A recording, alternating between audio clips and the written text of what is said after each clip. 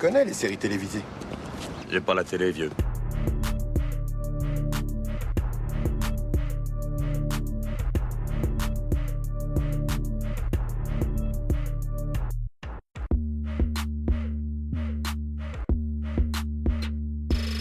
Salut à toutes, salut à tous, soyez les bienvenus dans la saison des séries, votre podcast consacré aux séries d'hier et d'aujourd'hui. Je m'appelle Junior, ravi de vous retrouver pour cette toute première preview. Avec moi aujourd'hui, celui que vous aviez pu entendre commenter ici même, la magnifique, l'excellente, le chef-d'œuvre Belphégor. Salut Jérémy. Ouais, magnifique, c'est vraiment le mot. Ça va Junior ? Oui, nickel. Jérémy, Solène, Delphine et moi-même avons tous une date bien précise en tête, le 5 août 2026, date à laquelle débarquera sur Apple TV le premier épisode de la saison 4 de Ted Lasso. Après de nombreuses rumeurs de spin-off, ce sera finalement bien un nouveau chapitre d'un des plus célèbres entraîneurs de foot moustachu qui va s'écrire en 10 épisodes à un rythme de sortie hebdomadaire jusqu'en octobre 2026. Avec mes camarades, on aime profondément Ted Lasso et parce qu'on a hâte de la commenter ici, on avait envie aussi de jouer un peu les devins en essayant de parier sur ce à quoi va ressembler la série de Bill Lawrence. Quels sont les personnages anciens ou nouveaux qui nous hype le plus ? Que peut-on attendre de ce virage opéré avec cette entrée dans le foot féminin ? Est-ce qu'on est sûr que la série va s'améliorer après avoir pourtant livré une fin qui a répondu parfaitement à nos attentes? Allons-nous regarder au rythme d'une fois par semaine ou plutôt binge-watcher comme des gros morphales? Toutes les réponses à ces questions et à plein d'autres de la part de Jérémy, Solène et Delphine qui vont se succéder chacun leur tour dans cette preview. D'abord, je vous propose un premier extrait du trailer de Ted Lasso. Salut tout le monde! Ted! Que diriez-vous d'un cocktail, coach Lasso? Je dirais la même chose que si Diane Sawyer me proposait de sortir avec elle, avec plaisir. Nous sommes en direct du stade des Lévriers, c'est le 8e match nul pour Richmond. Combien de matchs vous faut-il pour déclencher le mode urgence? Il y a deux modes que je n'aime pas, le mode urgence et le mode sommeil. Je me fiche du score. Tout ce qui compte, c'est qu'on continue à croire qu'on va arriver exactement où on a prévu d'arriver. Est-ce que ce fameux adage employé dans le sport, ne jamais abandonner, ne devrait pas s'appliquer dans la vie en général? Cette belle métaphore marche pour beaucoup d'autres chemins de vie. L'équipe est un peu poisseuse, c'est tout. On devrait peut-être embaucher un psychologue du sport. Je vous ai apporté une petite surprise pour votre premier jour. Je mange pas de sucre. Vraiment? J'ai jamais rencontré quelqu'un qui ne mange pas de sucre. Apparemment, ces gens-là vivent tous dans une ville bobo appelée Santa Monica.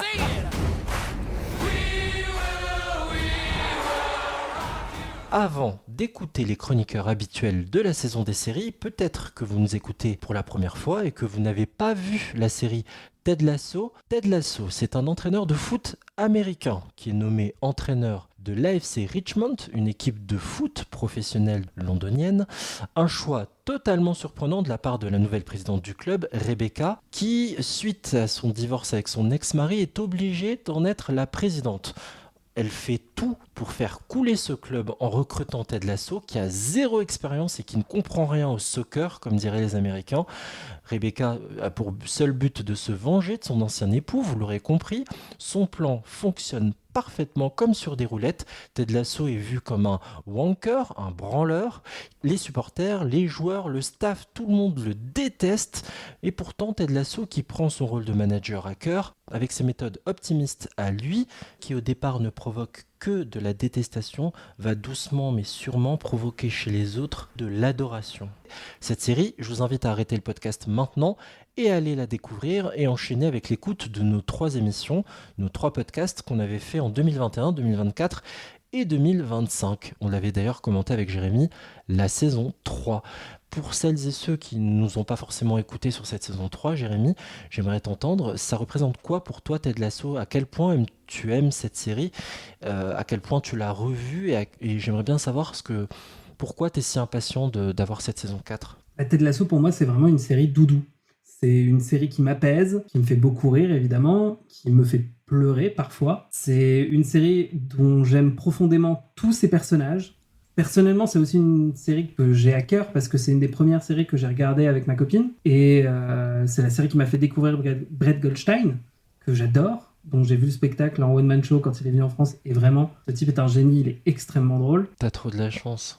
Ça devait être C'était canon. très très chouette. C'est assez rare des séries qui prennent le temps de parler de santé mentale sans forcément partir dans des trucs hyper dark. Surtout que ça le fait de façon très bienveillante. Ça fait beaucoup de bien. Moi, j'aime beaucoup les histoires de rédemption. Donc quand t'as un personnage antagoniste qui au final devient un allié, tu te rends compte au fur et à mesure que cette personne n'avait pas un mauvais fond. Cette série, on a beaucoup. Il y a le personnage de Rebecca ou Jamie. Leurs personnages, ils ont évolué. Au fur et à mesure, ils ont commencé à montrer leurs émotions. Ça a rendu leurs personnages profondément attachants et mémorables. Puis voilà, quoi. Moi, j'ai revu cette série au moins 2-3 fois, quoi. C'est vraiment un énorme coup de cœur. Et pourtant, j'aime même pas le foot. C'est ça la force de la série. On l'a vraiment énormément commenté dans nos émissions précédentes. On va pas forcément rentrer autant dans les détails que ce qu'on a pu faire déjà dans ces émissions-là. Mais oui, vous n'avez pas besoin d'aimer le foot pour l'apprécier. Que ce soit votre univers ou pas, c'est pas le plus important. Le plus important se situe sur la solidarité, sur l'esprit d'équipe, sur la santé mentale, sur plein de choses.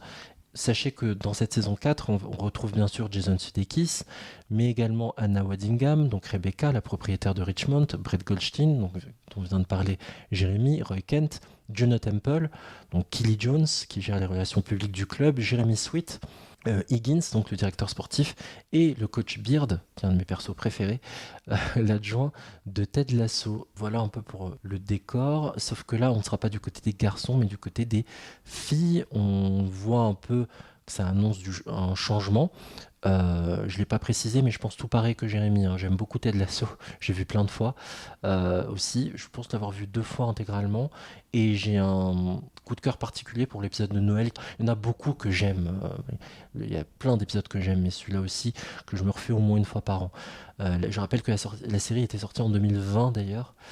Jérémy, justement, à quel point tu as fait des recherches sur cette saison 4 ? Est-ce que tu préfères rester totalement vierge d'informations avant de l'attaquer, ou est-ce que tu as vu des choses, tu as regardé la bande-annonce ? J'aimerais savoir ce que tu en as pensé si c'est le cas. J'ai regardé la bande-annonce. J'ai pas fait de recherche approfondie vraiment pour savoir ce qui allait se passer dans cette saison, mais j'ai regardé la bande-annonce et je me suis quand même renseigné sur 2-3 trucs, quoi. Donc, notamment sur le fait que ça va se concentrer sur une équipe féminine, sur le fait que Ted Lasso revient en Angleterre pour entraîner cette équipe. On revoit un peu aussi certains personnages. Et toute la question aussi, ça va être quel personnage on va retrouver dans la bande-annonce. Pour l'instant, on voit surtout le retour de Roy Kent et de Kaylee, qui ont l'air d'avoir encore des choses à régler entre eux. On retrouve vraiment toute l'équipe du club, avec Rebecca et Higgins. Et au final, c'est à peu près tout. En tout cas, dans la bande-annonce, on ne revoit pas les footballeurs garçons. Il y a quelques personnages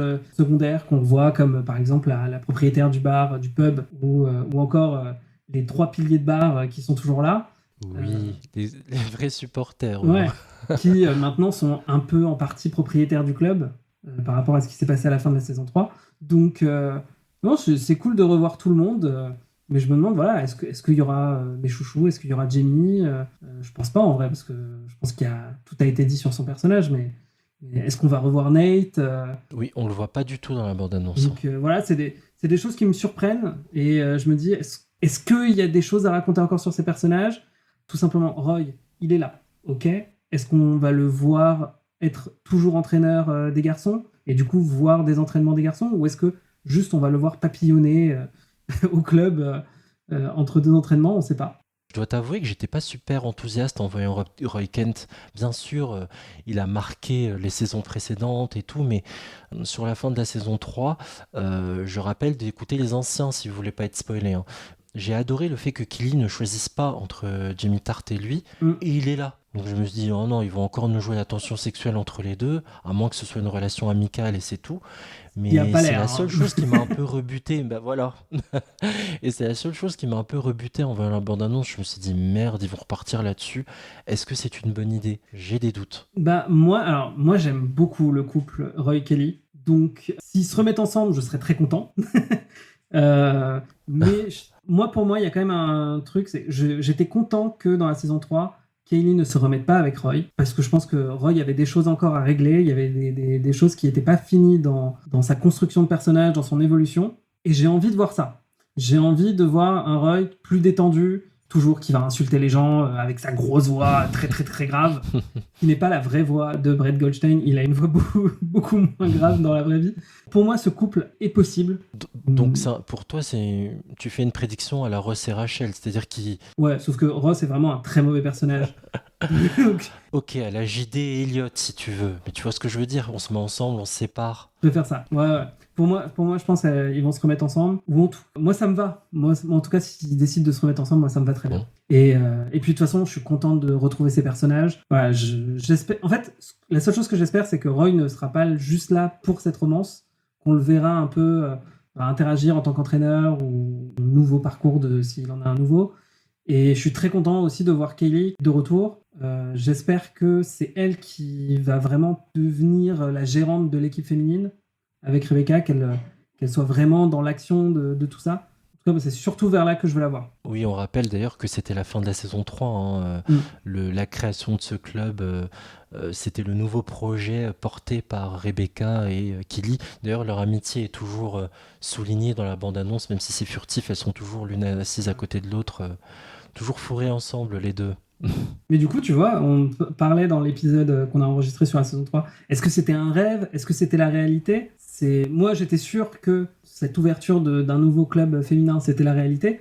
Mais je suis pas sûr que tout ce qui s'est passé dans cette situation ait vraiment lieu, tu vois. Donc, c'est à la fois une prédiction et une interrogation, parce que j'ai vu passer ça aussi dans certains articles. C'est comme une espèce de reboot qu'on fait en fait. C'est tout ce que vous avez connu sur Ted Lasso qui arrive pour aider l'équipe masculine. Vous l'avez vécu, vous l'oubliez, on reboot l'affaire. J'ai pas d'autres images sous la main, mais un peu à la Casino Royale, Daniel Craig en James Bond. Vous avez connu James Bond, des James Bond différents, mais vous allez toujours retrouver votre personnage, mais un 2.0 avec un nouveau point de départ. Et celui-ci, c'est plus que se passerait-il? What if, et si Ted Lasso rejoignait Richmond, mais côté foot féminin? Mais en même temps, là, ça reste quand même vraiment un autre aspect, parce que là, on a une Rebecca qui veut faire un club qui fonctionne.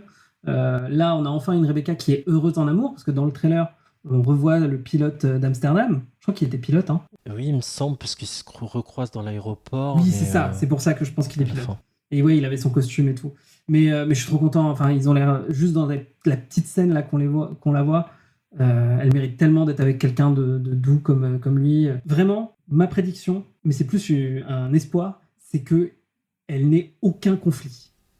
C'est que vraiment, ça se passe super bien romantiquement, que c'est le mec parfait. Je veux vraiment qu'elle ait aucune galère, aucun truc. Je veux juste la voir heureuse en amour. Je sais qu'il y a beaucoup de gens qui la ship avec Ted, mais moi, pas du tout. Moi, je les aime vraiment comme amis et je veux qu'elle soit très heureuse avec son pilote d'Amsterdam. Bon, très bien. Je note. Retenez bien, les amis. On fera un point ensuite quand on commentera une partie de la saison avec Jérémy. Moi, j'en ai plein des prédictions, mais plus sur tout l'aspect gestion d'un groupe féminin, parce que gérer un groupe de femmes, c'est pas la même chose que gérer un groupe d'hommes. Et on sait ce à quoi Ted Lasso a été confronté sur les saisons précédentes, et je me demande ce que nous réservent comme surprise les scénaristes de Ted Lasso. Ah ouais, je suis totalement d'accord. Moi, j'ai hyper hâte de voir cette nouvelle équipe féminine. Une des forces vraiment de la série, c'était le fait que les joueurs de foot, pas tous parce qu'il y en a beaucoup, mais la plupart sont vraiment des personnages. Ils ont des arcs narratifs, ils sont vraiment très attachants. Même ceux qui ont quelques répliques, on se souvient d'eux. Et j'ai très très hâte qu'on ait ça pour l'équipe féminine. Puis il y a deux choses moi qui m'intéressent énormément sur tout ça. C'est comme c'est une toute nouvelle équipe avec potentiellement des joueuses non pro qui partent de zéro, j'ai assez hâte de voir la sélection, parce que c'est quelque chose qu'on n'a pas vu dans les précédentes saisons. On a vu le fait de choisir avec la version parodique de Zlatan, de prendre un nouveau joueur et de le rajouter dans l'équipe. Là, je veux voir vraiment comment ça se passe de zéro et qu'il y a les premières sélections et savoir qui va être choisi, etc. Ça, c'est très cool. Et puis, bien sûr, après, toute la partie politique. Qu'est-ce que c'est d'être une femme dans le sport? J'imagine qu'ils vont nous montrer un peu la misogynie, enfin, qu'ils vont mettre un peu le projecteur sur la misogynie qu'elles peuvent subir. Déjà, la saison 2 ou 3, je sais plus, parlait très bien d'homophobie dans le sport et ce que c'est d'être un footballeur gay Et aussi du racisme aussi. Je l'attends aussi cet arc-là LGBT parce que on sait qu'il y a beaucoup de... qu'il arrive dans certains clubs qu'il y ait des couples de femmes. Parfois elles ont joué ensemble. C'était le cas par exemple dans l'équipe de Lyon. Il y avait 2 joueuses lyonnaises ensemble et c'est drôle pour la petite histoire. En finale de la Ligue des Champions féminine, elles se sont retrouvées face à face parce qu'il y en a une qui jouait à Barcelone, elle est partie, et l'autre qui jouait à Lyon. Donc on sait que ça arrive. On a même un duo de coach à Chelsea. Je ne sais pas si c'est toujours le cas, c'était 2 Françaises et elles sont en couple depuis des années, elles ont fait leur coming out en fait au bout de plus de 10 ans ensemble, si je dis pas de bêtises. Donc on sait que c'est aussi une chose qui risque d'être traitée, tout comme moi je préchote ça, et je préchote aussi peut-être le cas d'une footballeuse qui est enceinte. Comment on gère ce serait rigolo, ça. l'arrivée de cette information? Oui, parce que Ça serait on a rigolo. de plus en plus de footballeuses professionnelles, athlètes, qui n'ont pas envie d'attendre la fin de carrière pour entamer le processus de maternité et le lance tout de suite. Et comment on gère? Parce que je repense à Hervé Renard, c'est l'ancien sélectionneur de l'équipe de France féminine, qui est papa de 4 enfants, si je dis pas de bêtises, et qui en fait, quand il a su qu'une de ses joueuses était enceinte, et donc elle a accouché, quand elle a repris la compétition, il était hors de question de la laisser éloignée de son enfant. Et j'ai trouvé ça super et hyper progressiste et avant-gardiste, ça n'avait jamais été fait avant en équipe de France. Donc je préchote un peu des choses comme ça. Après, je le vois peut-être ça pour une saison 5, hein, s'il y en a une autre après. Mais ça pourrait être intéressant, tu vois, qu'on ait un personnage qu'on a appris à connaître, etc., dans la saison 4, et que dans la saison 5, ce soit son arc narratif. Ça pourrait être chouette. Je suis tout à fait d'accord avec toi, je veux un hate rivalry footballistique avec des joueuses de foot, ça a l'air très fun. Bon, en plus soft, évidemment. Voilà. On aura peut-être ça dans notre nouvelle saison. T'as déjà d'ailleurs passé en revue les personnages pour lesquels tu attends le plus, tu as le plus hâte de découvrir les évolutions. J'ai l'impression que c'est Roy et Killy. Ouais, Rebecca aussi. Et le protagoniste finalement. Et le protagoniste, justement, moi c'est ça qui me fait le plus peur au final. On en parlait dans l'épisode sur la saison 3. Moi déjà je trouvais que dans cette saison 3, Ted Lasso, il y avait plus grand chose à dire sur lui. Et j'étais très satisfait de sa conclusion, du fait que voilà, il n'arrivait pas à vivre et à être heureux loin de son fils et de sa famille. Pour moi, ça me paraissait tout à fait logique qu'il parte d'Angleterre, qu'il quitte tout pour retrouver ceux qu'il aime. Alors évidemment, les gens qui sont là l'aimaient aussi. Et du coup, moi, je l'avais dit, pour moi, je veux une saison 4 de Ted Lasso, mais je voulais sans Ted Lasso, en fait. Ou alors juste en caméo de temps en temps, tu vois. Mais pour moi, tu vois, t'as le livre du journaliste. J'ai plus son nom. Oui, Trent Cream. Trent Cream, le journaliste indépendant. Au début, il avait écrit son livre The Ted Lasso Way. Et Ted Lasso lui a conseillé de l'appeler The Richmond Way. Et moi, je m'attendais à ce que la saison 4, ce soit en fait une nouvelle série, spin-off, suite, qui s'appelle The Richmond Way. Où là, il n'y a plus Ted Lasso, parce qu'il n'y a plus rien à raconter sur lui. Est-ce qu'il va revenir avec sa famille? Est-ce que juste il va revenir en arrière, et du coup, il va être de nouveau seul, et à un moment, il va être dépressif, et j'ai pas envie, en fait, qu'il revienne en arrière, et en même temps, je vois pas trop ce qu'ils peuvent raconter, quoi. Moi, en fait, ce qui me fait le plus peur avec Ted Lasso, c'est qu'il le flandérise. C'est la flandérisation, je sais pas si tu connais ce terme. Nell Flanders, pour ceux qui ont la ref des Simpsons. Ouais, c'est un process, c'est une sorte de trope. C'est une façon un peu ironique de parler de ce système, enfin de ce processus où t'as un élément d'une personnalité d'un personnage qui est un peu marqué et qui prend de l'importance au fur et à mesure d'une série ou d'une œuvre. Et on les tire, et on les tire, et on les tire. Et ça devient sa caractéristique principale, quoi. Genre, c'est comme Ned Flanders, qui au début, c'est juste la caricature du voisin idéal, un peu trop parfait, un peu trop gentil, tu vois, très ennuyant, comparé à Homer surtout. Sauf qu'au fur et à mesure, il devient surtout un fondamentaliste religieux, et du coup, t'as une simplification extrême du personnage. Et j'ai peur que Ted Lasso devienne un peu ça, quoi. Que ce soit juste le gentil optimiste. Et qu'il n'ait plus de nuances. Exactement. Et qu'il n'arrive plus à nous toucher. Moi, c'est ça la plus grande peur. C'est ça que la saison 4 doit me faire vendre. C'est le retour de Ned Flanders. Ils ont la même moustache, mais de Ted Lasso, est-ce que vraiment c'est pertinent de le faire revenir? C'est vrai que la question se pose parce qu'on ne sait pas grand-chose. Le trailer d'1 minute et quelques est très bien fait. On enregistre là 2 mois avant la sortie de la saison 4. On est très en avance, donc peut-être qu'il y aura une bande-annonce plus étirée qui va sortir ensuite et en dévoiler un peu plus. Mais voilà, on parle vraiment avec la matière que l'on a. Et c'est vrai qu'on n'a pas tellement d'infos sur Ted Lasso en sortant de cette bande-annonce-là. Tant mieux, on garde un soupçon de mystère, mais en effet, on ose penser qu'il va mieux et qu'il sera plus heureux et plus épanoui en quittant l'Angleterre et en rejoignant son fils, qu'il aime plus que tout au monde. On a l'impression d'apaisement aussi, à la fin de la saison 3, avec ce dernier plan sur son visage. C'est risqué en tout cas, je trouve. C'est pas dommage de reprendre, de revenir. On va retrouver notre confort, notre doudou, notre plaid. Ça va nous faire beaucoup de bien. Mais attention de ne pas oublier votre personnage principal. En effet, la question se pose. Le seul moyen pour moi de le justifier à la limite, c'est que sa femme... Je crois que sa femme... ils se remettent ensemble avec sa femme, peut-être. Enfin, en vrai, non, en fait, j'en sais rien. On sait pas. Normalement, elle est toujours avec le thérapeute, tu sais, qui... Ouais, et encore, enfin, je me souviens, dans la saison 3, il était pas hyper intéressé par le foot, et du coup, ça donnait un peu l'impression qu'ils allaient casser ou que ça allait pas trop. Dans le trailer qu'on a vu, on voit le fils et l'ex-femme ou la femme de Ted Lasso, mais après, on voit aussi Ted Lasso être un peu en train de dragouiller quelqu'un. Donc, je sais pas, je pense que si ça se trouve, soit ils vont l'accompagner en Angleterre, ce qui serait intéressant à la limite, soit ils vont juste être de passage, comme on a pu le voir dans certains épisodes. Voilà, on en parle beaucoup, mais bon, c'est le personnage principal, donc oui, quand même il faut. J'aime beaucoup Rebecca Nawadingham. C'est drôle comme son personnage fait écho à sa vie personnelle. Vous me connaissez, j'adore les gossips. Depuis Gossip Girl, notre PPP sur Gossip Girl, je suis une autre personne. Mais dans sa vraie vie, après presque 10 ans seule, là, elle vient de retrouver l'amour. Elle a fait un reveal là récemment, fin mai. Anna Waddingham est en couple à nouveau, donc c'est fou comme son personnage dans Ted Lasso fait écho à sa vie personnelle. C'est assez marrant. J'aime beaucoup sa fraîcheur, son sourire, son humanité aussi à ce personnage-là. C'est une main de fer dans un gant de velours aussi. Elle sait aussi quand il faut recadrer et resserrer. J'aime beaucoup. J'espère qu'on laissera un peu plus de place à Higgins aussi, ça pourrait être sympa. À Beard, j'ai un peu peur aussi parce qu'il est avec sa folle, en tout cas sa compagne qui est complètement déjantée. Je sais pas ce qu'on peut raconter aussi sur lui. Ouais, moi non plus. Après, c'est un peu un personnage comique, mais mais pareil, ouais, je sais pas trop non plus. Tu vois, pareil, Beard, c'est pas un personnage que je voyais revenir sur le devant de la scène, quoi. Mais c'est vrai que Ted Lasso et Beard, c'est difficile de les séparer, quoi. Il faut quand même rappeler qu'il fait partie des co-créateurs. C'est pour ça qu'il est au crédit de la série aussi. Brendan Hunt fait vraiment partie des créateurs avec Brett Goldstein, avec Bill Lawrence et Jason Sudeikis. C'est pour ça aussi qu'on le retrouve au crédit. J'avais noté cette question-ci, mais on a déjà la réponse. Nous, est-ce que tu comptes binge-watcher ou regarder un rythme hebdomadaire ? Non, un rythme hebdomadaire. Oula, attends, je l'ai pas dit bien. Un rythme hebdomadaire.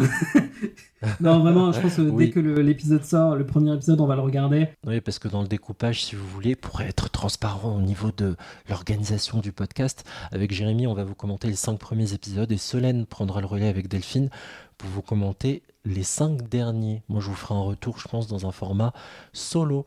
Est-ce qu'il y a une chose qu'on a oublié d'aborder et que tu souhaites passer en revue, Jérémy, avant qu'on se quitte ? On a une chose qu'on a oublié d'aborder, c'est un des nouveaux personnages qu'on aperçoit dans le trailer, qui est joué par Tanya Reynolds, que vous connaissez sûrement si vous avez regardé Sex Education. Après, je sais qu'elle a fait d'autres trucs, mais je la connais surtout de Sex Education. C'est elle qui joue la nouvelle coach de l'équipe féminine. C'est une actrice que j'aime bien. Et elle a pas l'air très heureuse de voir Baird et Ted qui sont là. On est clairement sur un autre style de façon de coacher. Je pense que c'est quelqu'un qui a des preuves à faire, et qui doit faire ses preuves, et qui n'a pas forcément envie de se faire chaperonner par 2 mecs. Je pense que ça va être, elle, le principal ingrédient pour qu'il y ait du clash. Le poil à gratter. Mais j'ai hâte, je pense que ça va être très sympa. J'ai très hâte qu'elle gueule sur Ted Lasso, en vrai. Tanya Reynolds, pour aider un peu les auditeurs et auditrices à situer, tu l'as dit, elle a joué dans Sex Education, c'est la grande brune qui est fan un peu des ovnis, qui a des délires sexuels autour de ça. Elle est très dans les cosplays, elle est très cosplayeuse, elle aimait bien avoir des rapports en étant déguisée. Et elle est grande, vraiment c'est une grande brune, vous pouvez pas la rater. Elle a fait toutes les saisons d'ailleurs, et on a pu l'apercevoir aussi dans Outlander pour les fans. Voilà, en tout cas, je pense qu'on a fait un bon gros tour de nos previews, prédictions sur cette saison 4 de Ted Lasso. Une autre chroniqueuse va prendre le relais, mais juste avant, je te remercie beaucoup, Jérémy, pour cette preview faite ensemble. C'était pas mal, hein, comme on a essuyé les plâtres, là. C'est pas mal. Ouais, première fois qu'on fait un suivi comme ça pour une série, mais je pense que Ted Lasso le mérite. Oui, amplement. Et vraiment, si vous n'avez jamais regardé et que vous nous avez écoutés, je vous invite vraiment à vous plonger dans la série. Et tant pis pour vous, vous avez été spoilé. J'avais prévenu. Merci beaucoup, Jérémy. Salut. So I get back in my car and I'm driving to work, and all of a sudden it hits me. All them fellas that used to belittle me, not a single one of them were curious. You know, they thought they had everything all figured out, and so they judged everything, and they judged everyone. And I realized that they're underestimating me. Who I was had nothing to do with it. Because if they were curious, they would ask questions. You know? Questions like, have you played a lot of darts, Ted?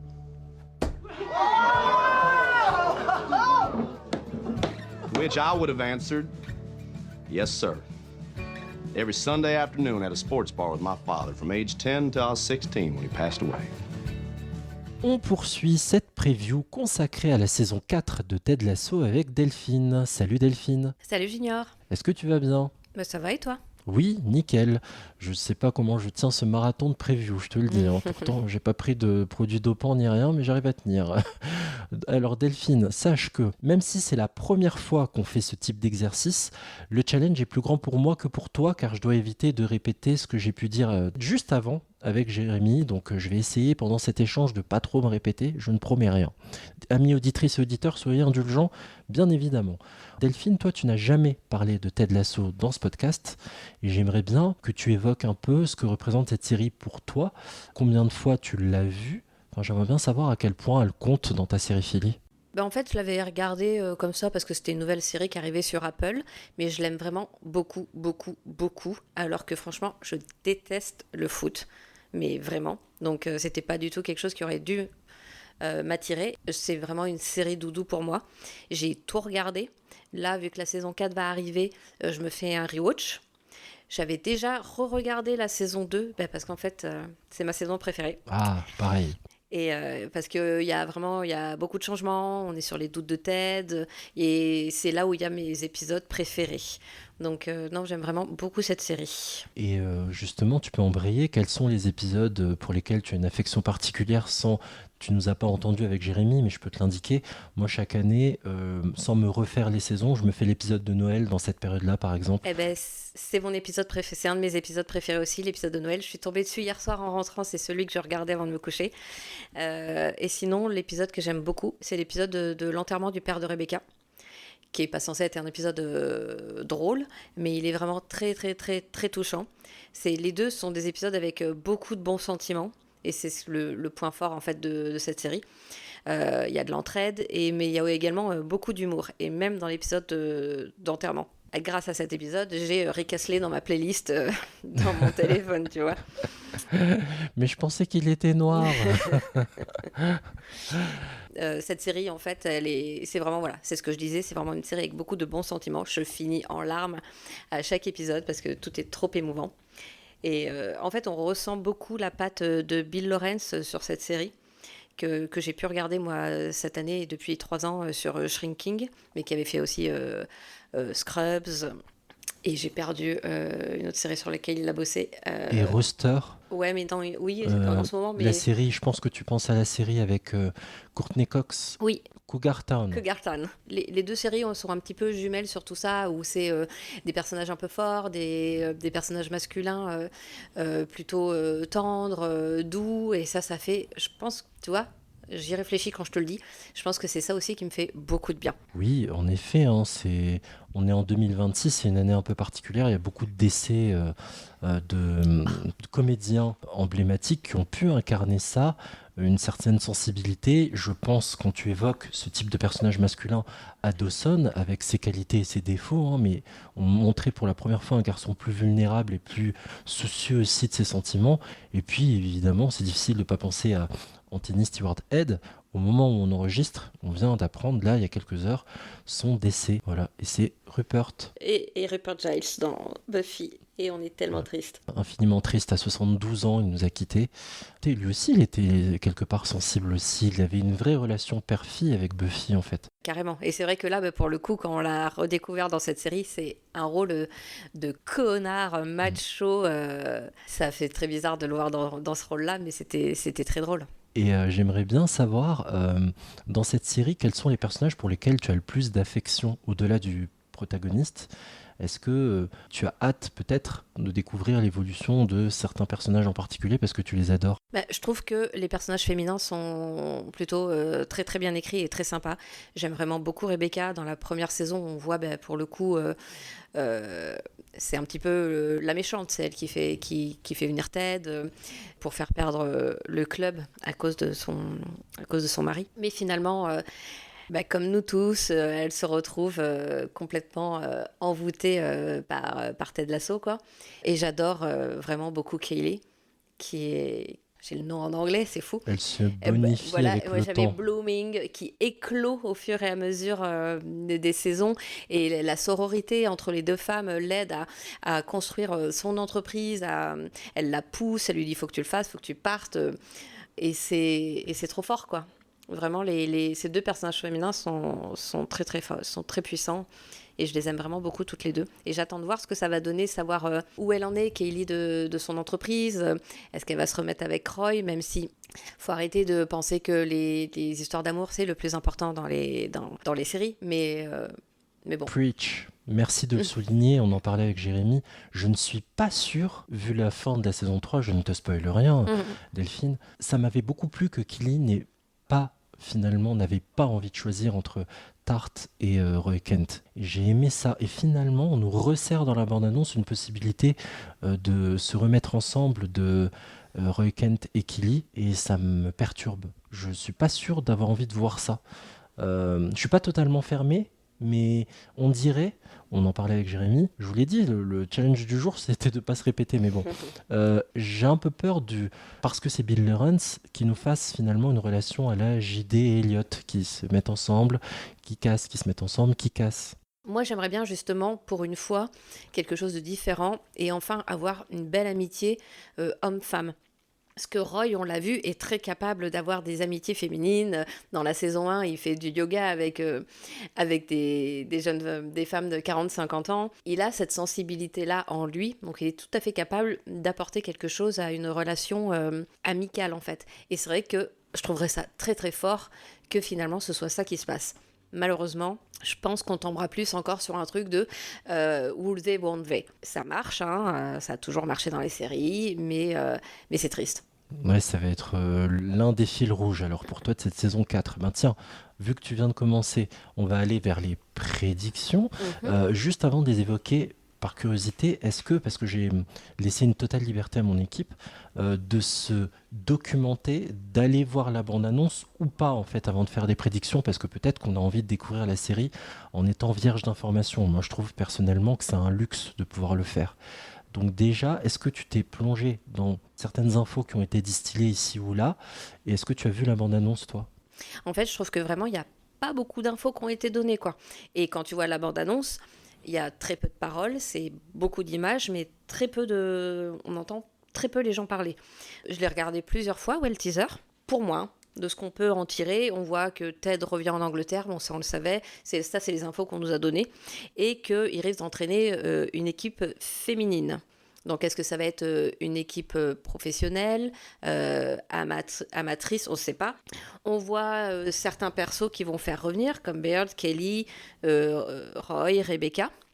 De ce qu'on peut imaginer, des sujets qui vont être développés, étant donné qu'on est sur du sport de haut niveau, dans un pays où le football le soccer est vraiment très très très important. Peut-être du sexisme dans le sport. On voit une image où on a l'impression qu'il y a une sorte de sélection, où on voit des jeunes filles en train de faire la queue. Donc est-ce que ça veut dire qu'il va devoir créer de rien une équipe ? Donc c'est là où je pense plus pour une équipe de foot amateur en fait. cette façon de créer une équipe, je n'ai pas l'impression que ce soit très orthodoxe sinon. Je me dis que peut-être, moi qui viens de revoir la saison 1, que peut-être on va revoir cette jeune fille, Shannon, qu'on avait vue au tout début des épisodes où elle jouait avec lui quand il sortait de chez lui, où elle tapait la balle avec lui. Je me dis que elle avait une dextérité incroyable, elle mettait des petits points à tout le monde et tout, oui. Bah, c'est ça, et je me dis peut-être que tiens, ça va être la possibilité de revoir et de nous faire une boucle avec les anciennes saisons. Est-ce qu'on va faire une sorte de reboot de la saison 1 mais avec des femmes? Donc est-ce que ça va être les mêmes difficultés, lui de se faire accepter quand même aussi parce qu'il est américain En vrai, je pense qu'ils sont plus intelligents que ça. J'espère qu'ils sont plus intelligents que ça.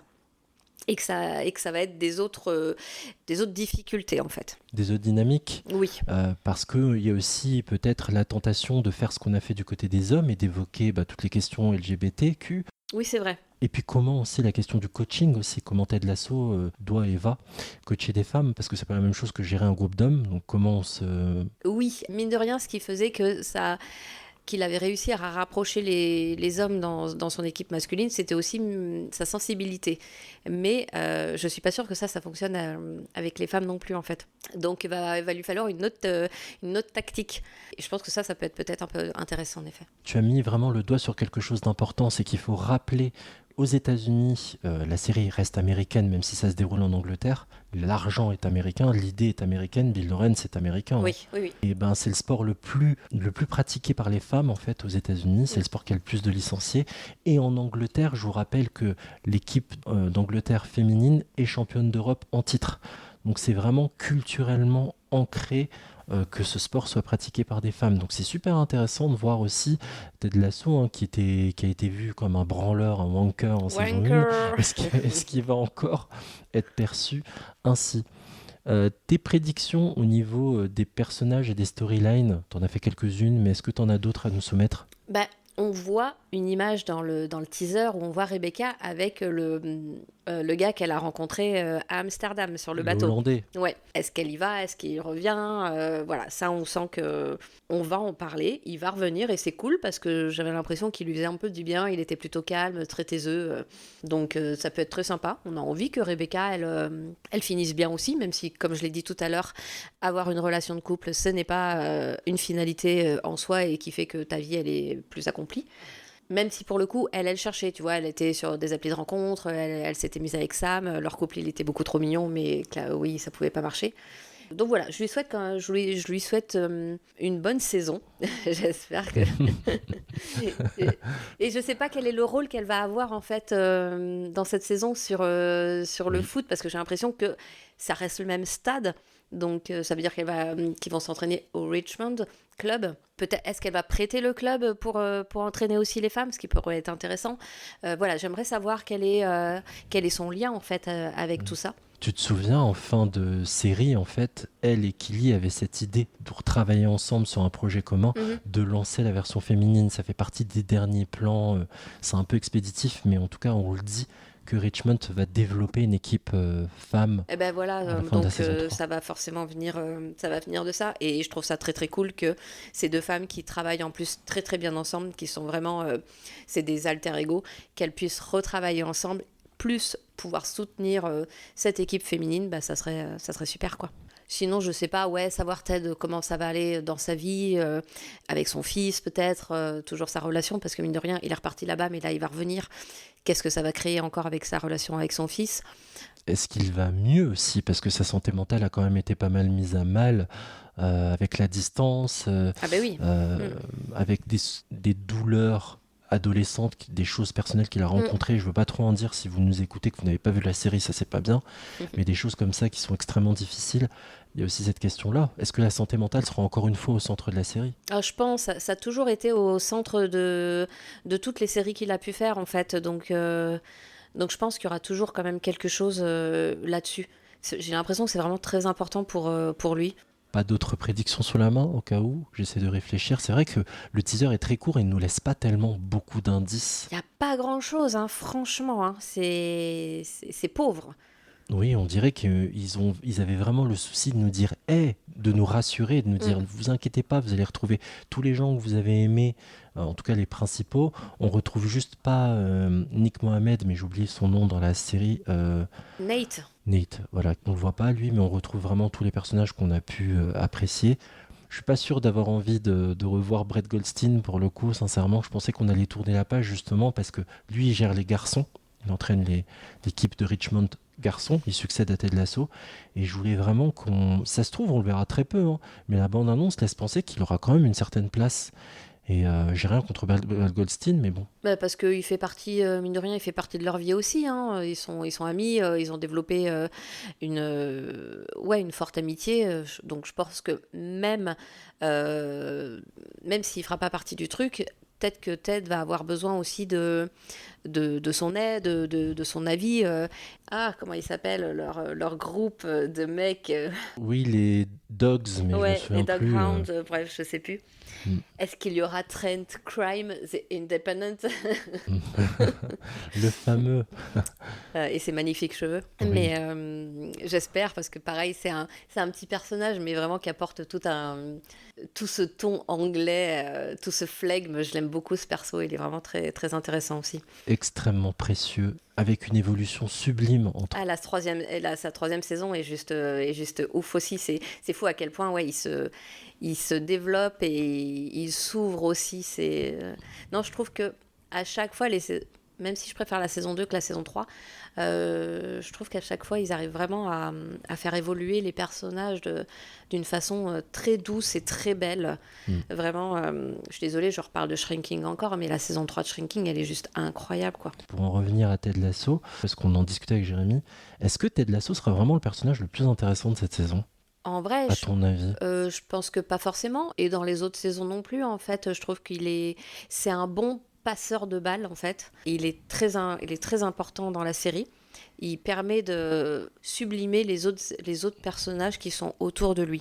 Même si c'est pas forcément... Il est là de tous les épisodes, il est quasi là de toutes les séquences, mais il nous permet de faire briller d'autres personnages et il passe la balle, en fait, je trouve. À l'image d'un coach, d'extirper le meilleur C'est ça. Chacun des éléments qu'il a, qui soit sous sa direction d'ailleurs, ou autour de lui, dans tout le coaching staff et dans sa vie personnelle, quoi. Pas que sur le plan pro d'ailleurs. C'est ça, il leur dit toujours, ils ont une conversation qui les fait un peu réfléchir et après on part sur leurs histoires à eux et ça déclenche toujours un peu quelque chose, en fait.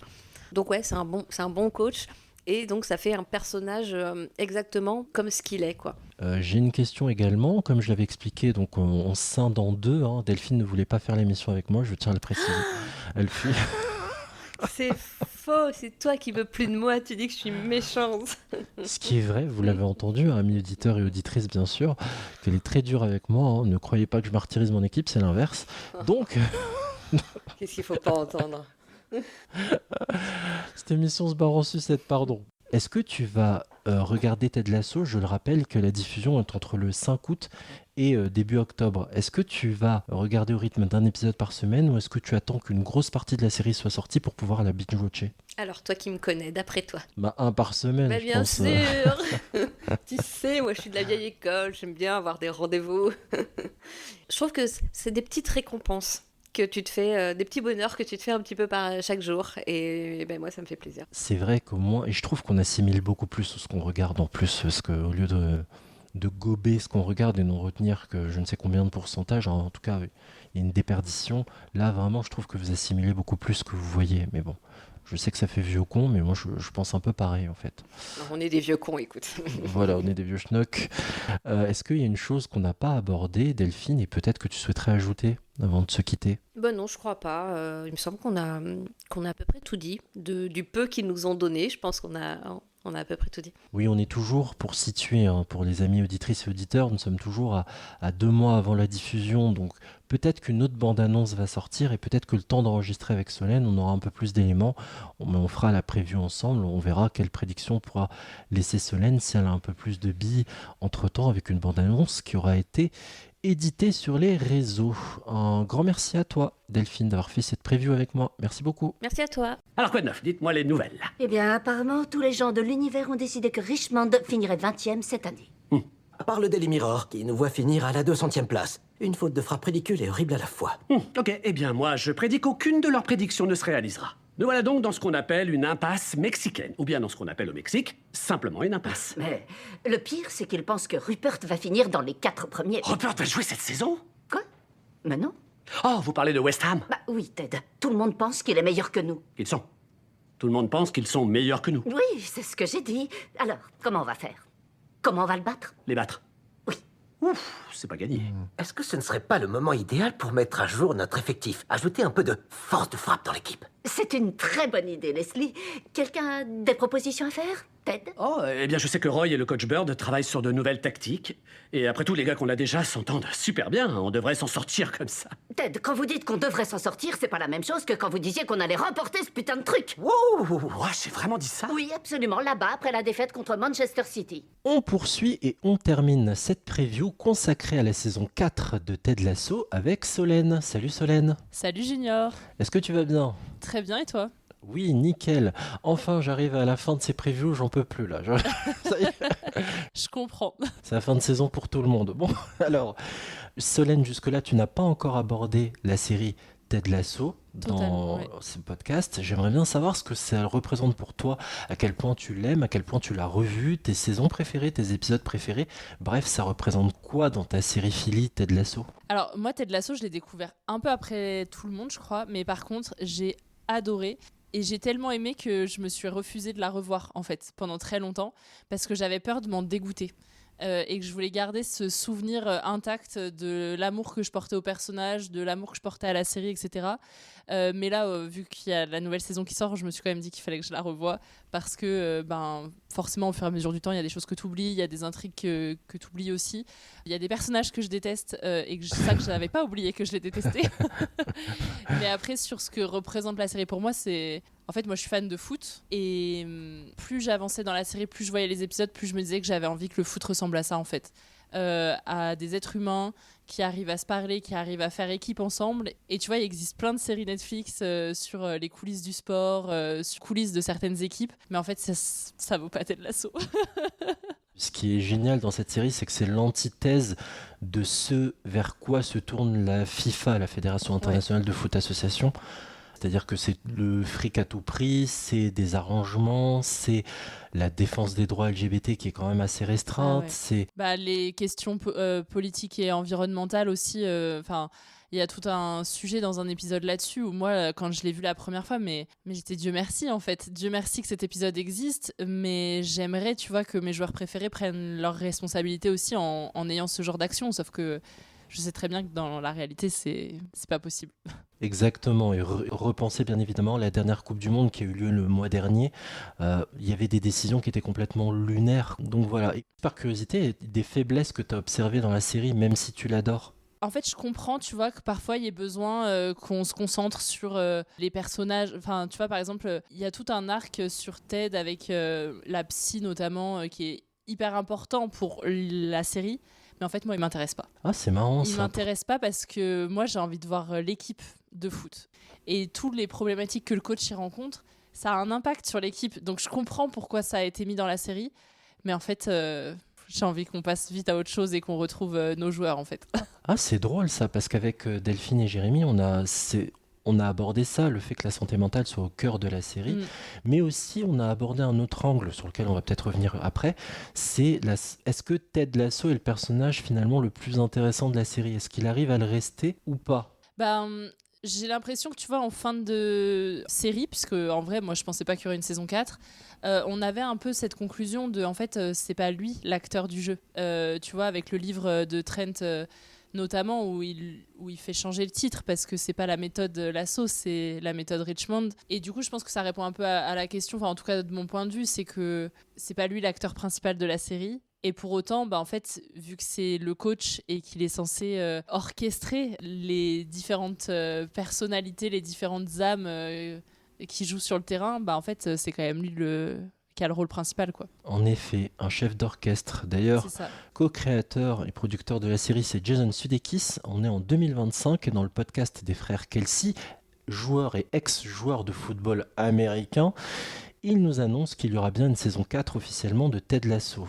Moi, ça m'a surpris parce qu'il y avait eu beaucoup de rumeurs aussi d'un spin-off. J'aimerais bien savoir ce que toi, t'as ressenti au moment où enfin ça a été officiel, cette annonce. En fait, c'est très marrant parce que c'est une série qui est très chère à mon cœur et en même temps, j'ai oublié beaucoup de choses. Et c'est pour ça que c'était important pour moi de la revoir un peu parce que vraiment, je me rends compte au fur et à mesure du revisionnage que j'ai oublié beaucoup de ce qui se passait.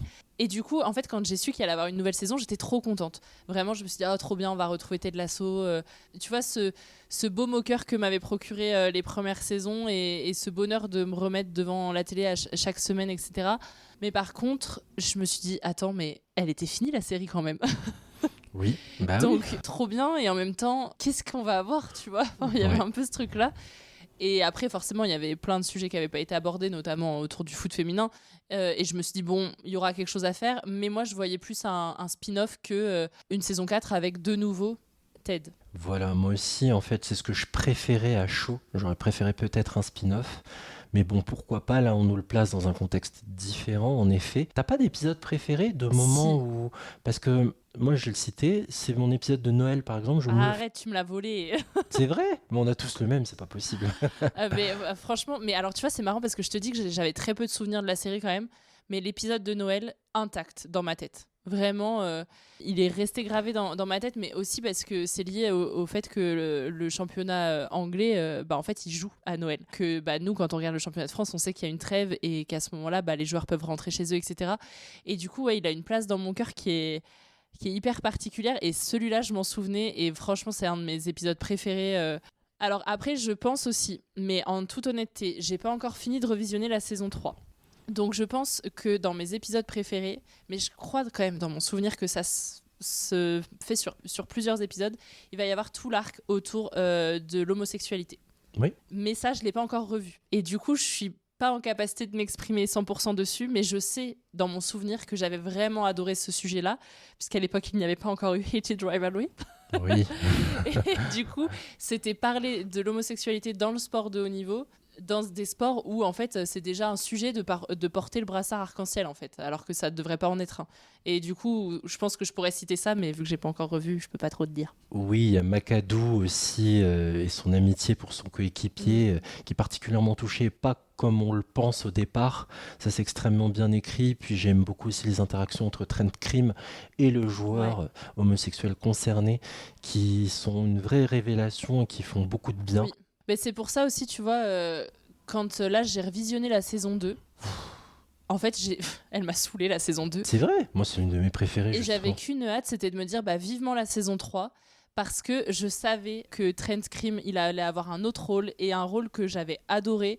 Et du coup, c'est pour ça aussi que j'ai un peu accéléré le visionnage de la 2, parce que je me suis dit vite que je passe à la saison 3, que Nate devienne un connard, parce que de toute façon, on le voit devenir connard toute la saison 2, donc il n'y a plus aucune surprise. Et au moins que des personnages que j'ai envie de plus voir à l'écran aient plus de place. Ah, c'est marrant ça, pourtant moi c'est la 2 la préférée. En fait la 3 est bien aussi par certains aspects, c'est juste qu'on a un peu trop étiré les épisodes, ils sont un peu longs. C'était bien les épisodes de 30 minutes en vrai. Hein. Exactement. Je trouve qu'après ça tire un peu pour pas grand chose. Exact. Est-ce que, même question que les autres, tu t'es plongé dans la bande-annonce, les teasers, est-ce que tu as recherché des infos ou pas du tout? Je précise pour nos amis auditrices et auditeurs que j'ai laissé le choix totalement libre à mon équipe. Est-ce que tu préfères rester vierge d'informations? Est-ce que tu as quand même creusé? Alors, j'ai pas creusé. Pour autant, j'ai quand même vu pas mal de trucs passer sur les réseaux. Donc, notamment, tu vois, je sais qu'on va se concentrer sur une équipe féminine. Et en même temps, c'est logique par rapport à la fin de la saison 3, puisque c'est quand même ce qui était annoncé avec Rebecca et Kili qui voulaient lancer cette équipe-là. Mais pour autant, tu vois, en vrai, je suis capable de rien te dire parce que je me suis pas renseignée là-dessus en me disant au moins chaque semaine ce sera un petit peu de découverte en essayant de retrouver ce que j'avais ressenti la première fois que j'ai regardé Ted Lasso quoi. Est-ce que tu vas suivre au rythme hebdomadaire ou est-ce que tu attends que tout soit sorti pour binge-watcher? Ah non, je vais suivre au rythme hebdomadaire. Ça par contre je sais pas attendre. C'est que il y a rendez-vous tel jour je suis devant la télé et je regarde l'épisode. Ça, la patience n'est pas mon fort. Ok, mais j'ai cru que t'attendrais pourtant parce que je crois que tu es plus d'une génération binge-watcheuse quoi en fait. Un peu les deux. En fait, oui, on a de l'écart junior. Merci de le rappeler, c'est sympa. Mais tu vois, j'ai quand même été de la génération méga upload où toutes les semaines, t'attends ton épisode de Grey's Anatomy, t'as la pause pour Thanksgiving et tu sais pas ce qui va en être de tes personnages préférés à ce moment-là. Donc, j'ai quand même connu ce truc de une fois par semaine et je trouve d'ailleurs que c'est ce qui me permet de m'attacher plus aux personnages. Oui. En vrai, avec du recul, oui, il y a plein de séries que je binge-watch, mais en fait, elles ont pas du tout la même place dans mon cœur que les autres parce que une fois que t'as fini de regarder, t'y penses plus. Alors que quand c'est un épisode toutes les semaines pendant plusieurs semaines et du coup plusieurs mois, t'en parles avec ton partenaire ou ta partenaire, t'en parles avec tes potes, toi t'y repenses, tu te dis attends mais il va se passer quoi la semaine prochaine, et je trouve que c'est ça aussi qui est beau dans les séries, c'est que sinon en fait on en ferait des films. On va tous regarder à ce rythme-là, c'est assez marrant, vous êtes tous d'accord, même moi, un par semaine ce sera très bien. Entamons cette saison 4. Pour toi, qu'est-ce qui va se passer? Qu'est-ce que tu peux souhaiter à nos personnages dans cette saison 4 de Ted Lasso? Alors, du coup, comme je t'ai dit, je me suis pas beaucoup renseignée, donc je vais vraiment faire par rapport aussi à mes connaissances du milieu footballistique. Sachant qu'on va suivre une équipe féminine, moi j'ai envie qu'on aborde les vrais sujets autour du sport féminin et notamment du foot, donc la professionnalisation du métier, la place qu'on leur accorde, est-ce que les tribunes vont être pleines, comment est-ce que le club va galérer ou non à remplir le stade, tu vois, parce que c'est un vrai sujet. Oui. Et puis parler en fait des règles sans tabou. Je pense que Ted Lasso est capable de le faire parce qu'on nous a montré qu'il y avait plein de sujets qu'on pouvait aborder sans tabou. Donc des sujets liés aux règles, des sujets liés à la maternité, tous ces sujets qui touchent particulièrement les femmes. Peut-être même, tu vois, qu'on peut parler de violences sexistes et sexuelles dans certains épisodes. En tout cas, c'est ce que j'attends puisque on n'en a pas parlé quand c'était les hommes puisque en général, c'est quand même les hommes qui agressent. Oui. Là, on sera du côté des agressés, donc peut-être qu'il y a quelque chose à faire en tout cas sur ce sujet-là, sur la partie équipe et les filles qu'on va avoir. Après, tu vois, pour avoir revisionné, j'espère que dans l'équipe féminine, il y aura le personnage féminin qu'on a en saison 1 qui joue un peu devant chez Ted. Je me rappelle plus son prénom, mais je me dis que ce serait un beau lien avec la saison 1. Oui, on en a parlé rapidement avec Delphine qui avait donné son nom, donc vous pouvez réécouter un peu plus haut, je suis désolé, je l'ai oublié aussi. Mais oui, en effet, elle a abordé un peu Delphine, c'est vrai que ce serait cool. Ouais. La boucle est bouclée en fait. Ouais, c'est ça. C'est assez cool. Ce qui est drôle, je voulais en parler aussi avec toi Solène, c'est un petit reco comme ça au passage, je ne sais pas encore quand ça sort, mais à Série Mania, j'ai vu une série qui m'a vraiment tapé dans l'œil, qui s'appelle Major Players, c'est anglais. Et ça raconte en fait l'histoire d'une jeune fille dans un lycée. Elle est extrêmement douée au foot. Elle fait des dribbles, elle met des petits ponts à tout le monde, aux garçons, elle les ridiculise, etc. Elle est géniale. Elle adore le foot, mais le foot masculin. Elle déteste le foot féminin. Et en fait, elle est tellement douée qu'elle se fait repérer pour intégrer un centre de formation. Et j'adore en fait comment ça pose la question de, même chez les filles, le regard féminin sur le foot féminin. Donc ça a abordé aussi cette question-là. Je me demande si on va aborder aussi cette piste-là dans Ted Lasso. Ouais. Moi, tu vois, ce que je me questionne aussi, c'est que dans les premières saisons, du coup, vu qu'on suivait l'équipe masculine, on sait que le championnat anglais est très fort, qu'il y a des grosses rivalités, etc. On connaît ça. En revanche, sur le championnat féminin, on connaît très peu. Enfin, même moi qui suis, je connais rien, tu vois. Et je sais que les équipes fortes, elles sont pas anglaises, entre guillemets, dans les différents championnats. Donc je me dis, est-ce qu'il y aura un truc autour de la Ligue des Champions, tu vois, pour des rivalités avec, pour des matchs à enjeu contre le FC Barcelone, contre l'Olympique Lyonnais. Voilà. Je voulais pas le citer en premier parce que je voulais pas faire trop de chauvinisme, mais mais voilà, tu vois, je me questionne un peu aussi là-dessus parce que finalement, des rivalités dans le championnat anglais féminin, le grand public les connaît pas, quoi. Non, je sais qu'après, on retrouve Arsenal, Chelsea, oui. Dans les grands clubs de foot féminin, comme chez les hommes. Mais je dois avouer que malheureusement, je ne m'y connais pas trop non plus. Et en effet, celles qui trustent, c'est souvent Lyon et Barcelone. Ouais. Et après, il faut quand même que la série reste tout public, parce que nous, on en parle en tant que fans de foot, mais il y a des personnes qui ne regardent pas le foot au quotidien, qui adorent Ted Lasso, et c'est là aussi où la série a été très forte. C'est de faire une série de foot qui ne parle pas de foot. Exactement, les plus importants est ailleurs, en effet. Et tu as évoqué beaucoup de choses, c'est bien. Je vais poser la même question qu'aux autres. C'est pas la même chose de coacher des hommes et des femmes. J'aimerais bien savoir ce que tu peux te projeter quant au coaching de Ted Lasso. Qu'est-ce qu'il va pouvoir utiliser comme outil, à ton avis, dans cette saison 4 pour coacher un groupe de filles ? Alors déjà, j'espère qu'on va pas tomber dans le cliché de les filles, elles se crêpent le chignon tout le temps, elles s'entendent pas, elles se prennent la tête pour des mecs, nanana, machin. J'espère qu'on va pas tomber dans ce cliché-là parce que ce serait raté. En fait, ce serait raté le retour de Ted Lasso, tu vois. Surtout que c'est pas vrai. Et donc, j'espère qu'on va vraiment développer la partie sororité, en fait. Et je pense d'ailleurs qu'on démarrera peut-être le début de la série avec des rivalités au sein de l'équipe parce que les filles ont été éduquées à être rivales entre elles pour plaire aux hommes, etc. Mais que le coaching de Ted va leur permettre de développer cette sororité hyper forte et nécessaire dans une équipe. Tu vois, c'est ça, j'espère. Après, comme outil, je ne sais pas. C'est une très bonne question. J'ai hâte d'écouter ce que les autres ont dit. C'est une idée en l'air comme ça. Je repensais beaucoup à l'adaptation qu'avait appliqué Hervé Renard quand il a pris en charge l'équipe de France de foot féminine. Et il est papa de 4 enfants et ça lui tenait à cœur que Marjorie soit auprès de sa fille qui était encore un tout petit bébé comme ça et que c'était inconcevable pour lui de l'emmener loin en compétition et qu'elle soit loin de sa fille. C'était la première fois d'ailleurs qu'une femme pouvait venir avec son enfant à Clairefontaine pour un stage équipe de France, donc c'était fou. Et je pense à ce genre d'ajustement, tu vois. Ouais, c'est pour ça quand je te dis, il y aura sûrement des sujets liés à la maternité et tout.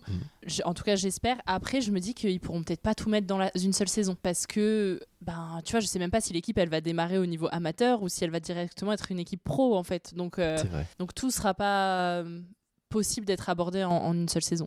Est-ce qu'il y a des évolutions de personnages que tu attends tout particulièrement? Roy, Kelly, Rebecca, Ted, Beard, est-ce qu'il y a vraiment des personnages que tu adores et dont tu attends de définir la trajectoire? Ouais, moi j'adore Roy et Kelly et je les adore ensemble surtout. C'est bien, on n'est pas d'accord sur tout, c'est aujourd'hui, c'est bien, on va se fighter.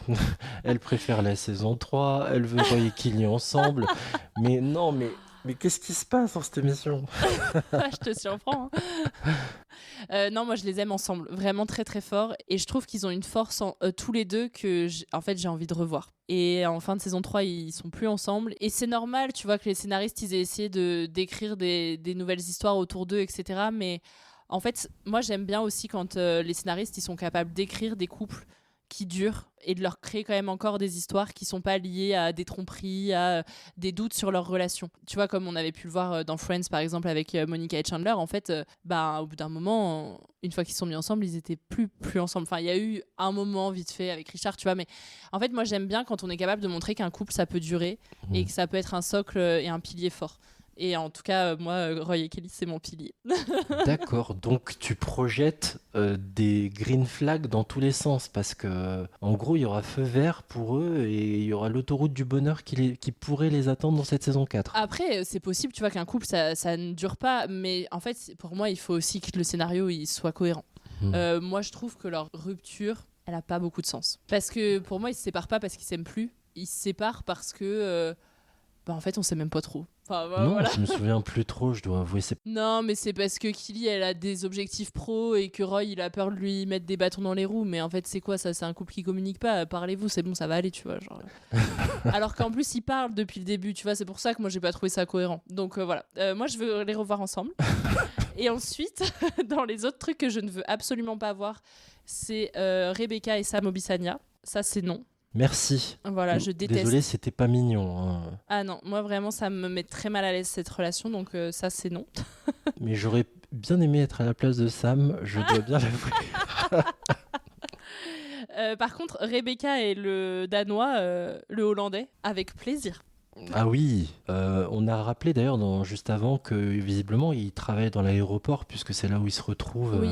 Je sais pas si les pilotes de ligne ou Stewart, je me souviens plus. Honnêtement, je sais plus. En tout cas, ouais, c'est pas mal comme projection tout ça. Et Ted Lasso, qu'est-ce qu'on peut lui souhaiter dans cette saison? On voit son fils dans la bande-annonce qui est un peu plus grand d'ailleurs, on l'entre-aperçoit. Qu'est-ce qu'on peut raconter encore dans ce 4e chapitre? Sachant qu'il va mieux au niveau de sa santé mentale, que sa femme, il est toujours séparé, mais il garde des liens forts pour leur fils. Je vois pas trop, en effet, au-delà du coaching, ce qu'on peut raconter dans sa vie perso. Ouais, surtout que moi, j'ai pas envie qu'il ait de relation amoureuse, tu vois. Ah. Enfin, en fait, je trouve que ce serait réduire le personnage à une relation alors qu'il y a eu tout un travail de santé mentale pour aller mieux tout seul. Et en fait, moi, j'ai envie de le voir heureux seul, tu vois. Et ça, ouais, ça me ferait plaisir. Après, il y a des personnages que j'ai envie de revoir, tu vois. Mais la tenancière du bar, j'ai envie de la revoir. Les supporters, le trio de supporters aussi. Le vieux qui insulte Ted à tout bout de champ, j'ai envie de le revoir. Enfin, ça, c'est des petits easter eggs, tu vois, qui sont toujours plaisants. Enfin, qui sont d'ailleurs même pas cachés. Je sais pas pourquoi j'ai dit easter egg, mais voilà, t'as compris. Oui, on aura compris, en tout cas, très bien. Est-ce qu'il y a une chose que j'ai oublié d'aborder, que tu souhaiterais ajouter avant que l'on se quitte ? Vivement la sortie du premier épisode.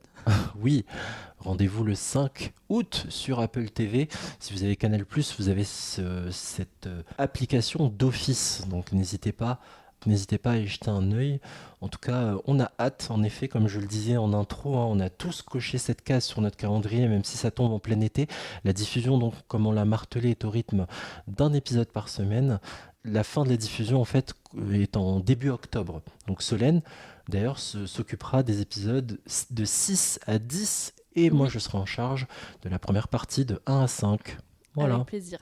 On fait beaucoup de grosses séries, de très grosses séries, et peut-être même une qui tombe à Noël, mais chut, j'ai rien dit. Voilà. Voilà, petit cadeau pour ceux qui nous écoutent en plein été.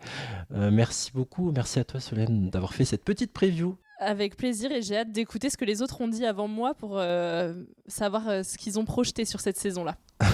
Parfait, c'est pas tout à fait pareil que toi, tu verras.